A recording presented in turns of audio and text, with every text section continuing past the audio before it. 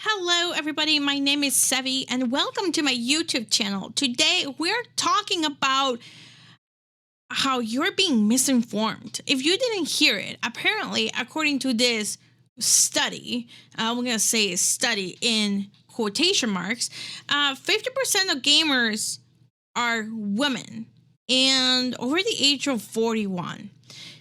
If that number doesn't seem right to you, it's probably because it isn't. So let's dive right into this story. So this is the tweet that I saw personally from Pirate Nation that said a report from ESA states that the average gamer is 41 and nearly half are women. Now, if you're a gamer and you're playing games, you are very much aware most gamers are men. Then this really didn't start to make sense until I dug up the report from ESA. And I have a little screenshot of it here in Twitter where I point out the numbers that they had was, they had 4,000 gamers respond to their survey, and it included people who spend at least 1 hour a week playing video games on a smartphone, tablet, PC, console, or VR headset. The non-gamers were defined as people who don't play games or spend less than 1 hour per week playing. Now, you might be wondering, well, what does this mean? What type of games are we talking about? Because when you have a phone or a tablet, the amount of games that you can play is severely limited. We're not talking about the Switch here. We're not talking about console like the Switch 1 or the Switch 2. We're not talking about the Steam Deck either.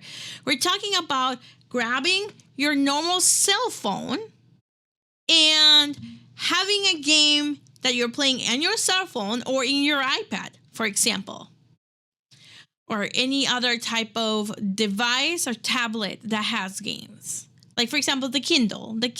I don't know if those are still around, but the Kindle used to have games that you could play.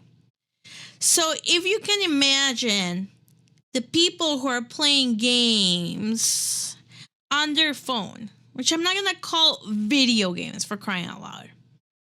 We're talking about people who are playing Pokemon Go. We're talking about people who are playing Candy Crush, who play that weird king game where you have to rescue a king or something. I mean, we have all seen those advertisements every time you play on your phone, or you're looking at like YouTube, for example, and the ads come out. So those are the games that we're talking about. I was not aware that apparently my mom and my dad were gamers, according to this. So if we're including them, that really changes the definition of who a gamer is, right? And what is really interesting too, again, is that they are really stretching it here because they're coming around and they're saying, look, gaming has come a long way. Gamers are, quote, now the modern audience. I'm sorry, no. I don't know what the fuck ESA was smoking, but clearly they have an agenda here. And you can see that agenda very clearly when we go to their website. So let's just do that. So this is their website, right? This is the Entertainment Software Association, ESA, the power of play. Their motto: we help expand and protect the innovative and creative marketplace for the video game industry. Okay, all right. So they have some normal games here, right? But they do have then at that point the video games report, which we will go into.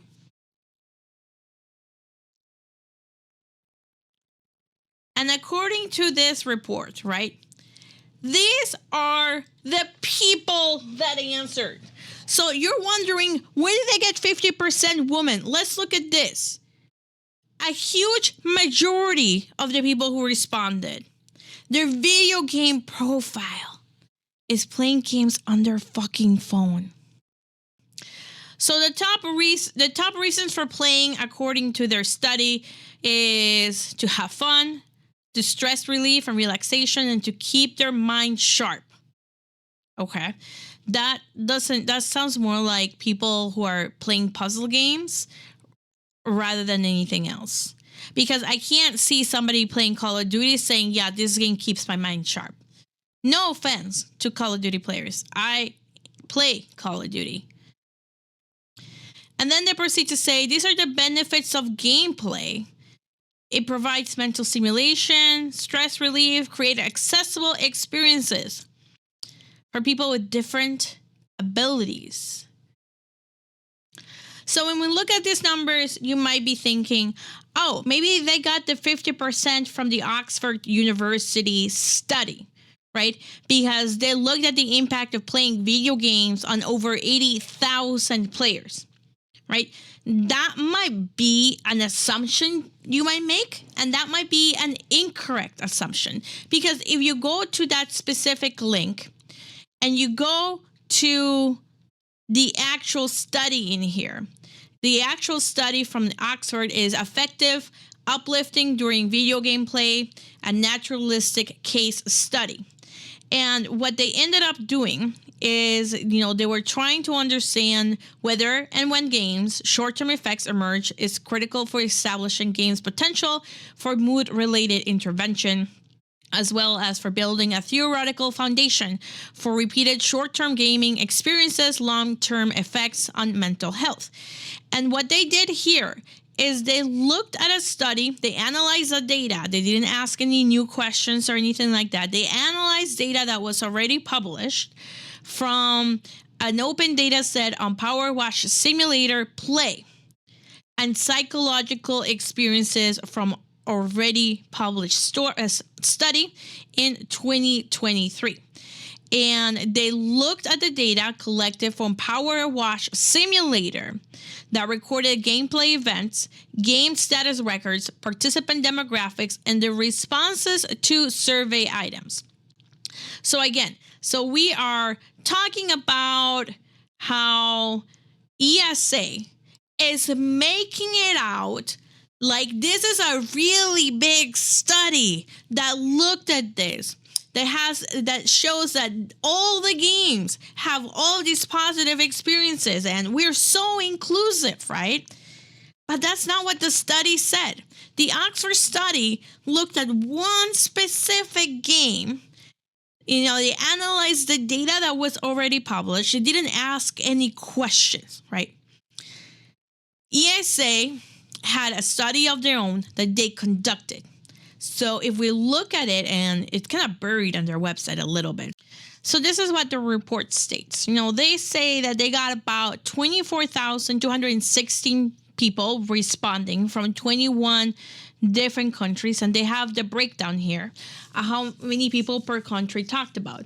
So from the United States, only 1,554 people answered, right? Of the people that responded, 55% people played games on their phone. On here, 59% of the folks, played daily by themselves. So it was not a game that they were playing with anybody else, right? Then they have the spotlight here on the gender that they had, where females were more likely to play a game on their phone than the males were, right? So we have 64% of females played on their phone. When you look at the computer, the laptop, only 15% did.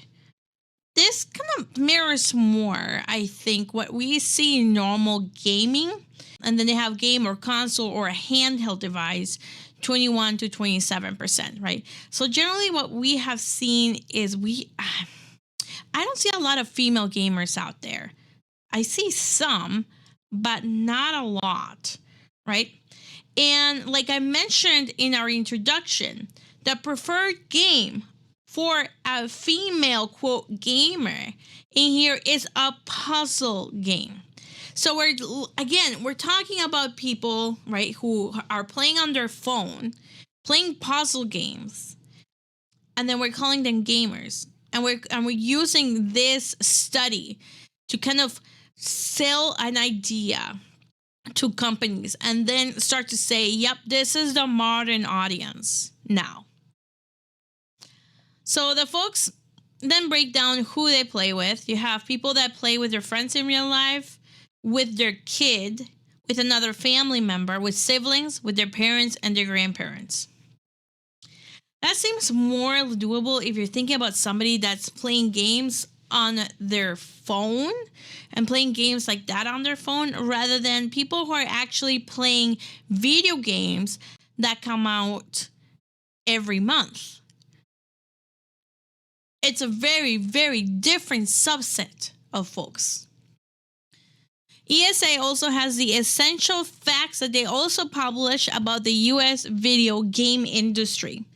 And in these essential facts, they state that 205.1 million Americans play video games regularly, right? That's a really big statistic that, they're asserting without much proof. I'm assuming they're going to make assumptions based on the data that they have, right? They say 82% of parents play video games with their children, and more than 2/3 agree that playing games offers more potential benefits, right? So this is really what they're getting. This is what they're selling to folks right now. This is the information that they're saying. Again, they're going again with that same gender, 47% female, 52% male. Again, most of them, the games that they're playing, right? We're talking about puzzle for Gen Alpha. Gen C has more shooter action. Millennials have 60% puzzle, 54% action, right? So we have a good breakdown there.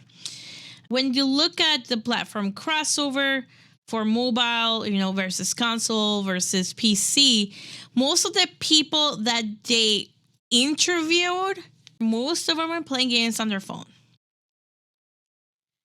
So if you're starting to really think, well, maybe this information might be telling, maybe it tells us something, let's scroll down to their methodology. This is their methodology. They performed a 20-minute online survey from February 11th to 25th among 5,000 total respondents that were recruited from an online panel. The respondents here were about 4,000 gamers who spend at least 1 hour per week playing video games on a smartphone, tablet, PC, console, VR headset, and 1,000 non-gamers who either don't play or spend less than 1 hour. And then they weighed the data to be representative. So this is what they did. I want you to think about this for a second.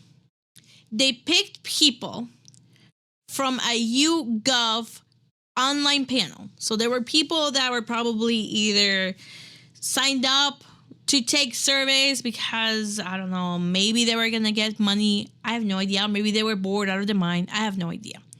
But there were people already in a predisposed list. And they took a 20-minute online survey. We're not talking about putting a poll out there for anybody to take if they wanted, or if they're gamers.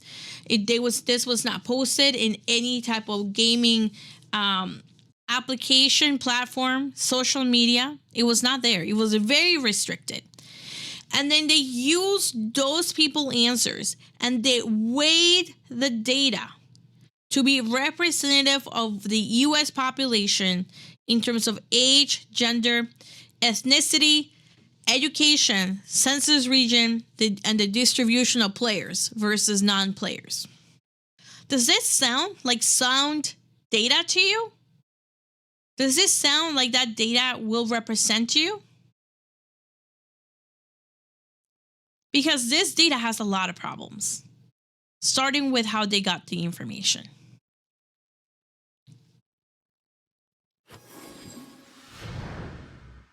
So tell me what you think in the comments below. Let me know if you agree with this data, if you think this data represents you as a gamer or as a non-gamer.